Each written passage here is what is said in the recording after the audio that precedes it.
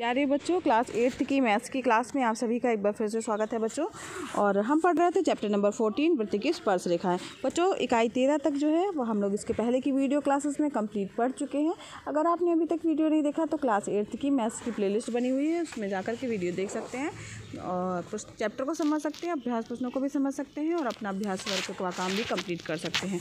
चलिए बिना किसी देरी के इस चैप्टर की ओर बढ़ते हैं। इस चैप्टर को बच्चों हम लोगों ने इकाई 14 चैप्टर जो है ये पढ़ना स्टार्ट कर दिया था और इसमें 14A और 14B जो है अभ्यास प्रश्नों को हम लोगों ने कंप्लीट कर लिया है। आज हमें स्टार्ट करना है 14C से। 14C का पहला प्रश्न बच्चों जो है वो आपका सत्य और असत्य कथन के बारे में बताने के लिए है। इसमें आपको सही और गलत जो है वो बताना है कि कौन सा कथन सही है कौन सा गलत है। तो पहला दिया हुआ है बच्चों, वृत्त की कोई स्पर्श रेखा तथा स्पर्श बिंदु से खींची गई त्रिज्या एक दूसरे पर लंबवत होते हैं। तो बच्चों जब हम 14B प्रश्न कर रहे थे, के प्रश्नों को कर रहे थे, तो उसमें हमने पढ़ा था बच्चों स्पर्श रेखा और स्पर्श बिंदु से खींची गई त्रिज्या जो होती है वो एक दूसरे पर लंबवत ही होती है। तो ये आपका कथन कैसा होगा? सही होगा। सत्य कथन है तो यहाँ पर आप बगल में सत्य लिख दीजिएगा, ठीक है। और इसके बाद दूसरा कथन है बच्चों, वृत्त की छेदिका उस वृत्त को 2 से अधिक बिंदुओं पर प्रतिच्छेद करती है। तो वृत्त की छेदिका जो है वृत्त की छेदिका उस वृत्त को 2 से अधिक बिंदुओं पर प्रतिच्छेद करती है। तो ये बात बच्चों गलत है। 2 बिंदुओं पर प्रतिच्छेद करती है लेकिन 2 से अधिक बिंदुओं पर प्रतिच्छेद नहीं करती है। ये कथन आपका क्या हो जाएगा? असत्य हो जाएगा। तो दूसरा कथन आपका असत्य है। तीसरा कथन दिया है बच्चों, किसी वृत्त की स्पर्श रेखा उस वृत्त को केवल 2 बिंदुओं पर प्रतिच्छेद करती है। तो 2 बिंदुओं पर स्पर्श रेखा जो है वो केवल एक ही बिंदु पर प्रतिच्छेद करती है। ये कथन हमारा गलत है क्योंकि उस वृत्त को केवल 2 बिंदुओं पर प्रतिच्छेद करने के लिए लिखा गया है, जो कि गलत है। केवल एक ही बिंदु पर प्रतिच्छेद करती है।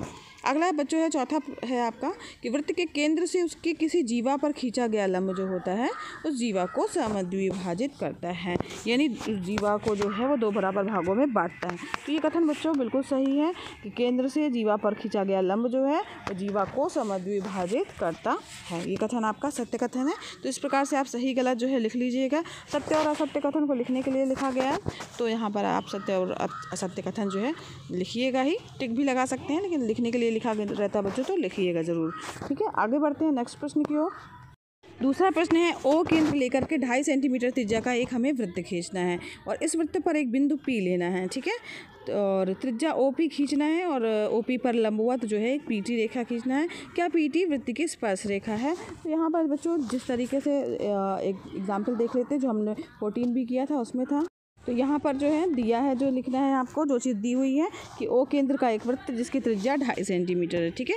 वृत्त पर स्थित एक बिंदु क्या है? वो P है। यहाँ पर देखिए चित्र के अनुसार P बिंदु जो है वृत्त पर स्थित है और 2.5 सेंटीमीटर जो है O केंद्र वाला 2.5 सेंटीमीटर त्रिज्या का जो हमने सबसे पहले क्या किया, एक वृत्त खींच लिया और P से रेखाखंड OP पर हमें एक लंबवत रेखा PT खींचा, ठीक है। तो लंबवत किस तरीके से खींचना है, आप जिस तरीके से इसके पहले के वीडियो क्लास में बताया गया था कि आपको एक चाप लगाना है। चाप लगाने की ये देखिए गोलाई दिख रहे हैं, चाप लगाएंगे, फिर एक चाप और लगाएंगे, फिर दूसरा लगाएंगे और उन दोनों चापों से जो है वो यहाँ पर एक कट लगाएंगे और बिना हिलाए डुलाए दूसरा कट लगाएंगे। समझ में आ रहा है बच्चों?